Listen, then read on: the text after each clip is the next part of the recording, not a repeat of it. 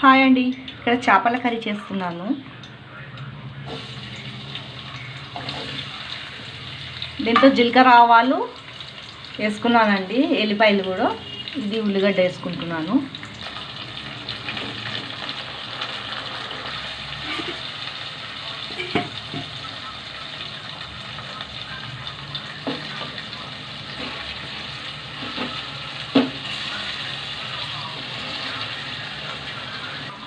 ఈ చేపని అటు ఇటు తిప్పుకోవాలండి.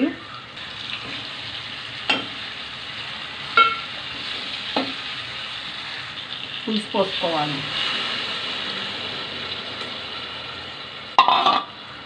దీంట్లో ధనియాల పొడి, మెంతులు అవన్నీ వేసుకోవాలండి, జీలకర్ర.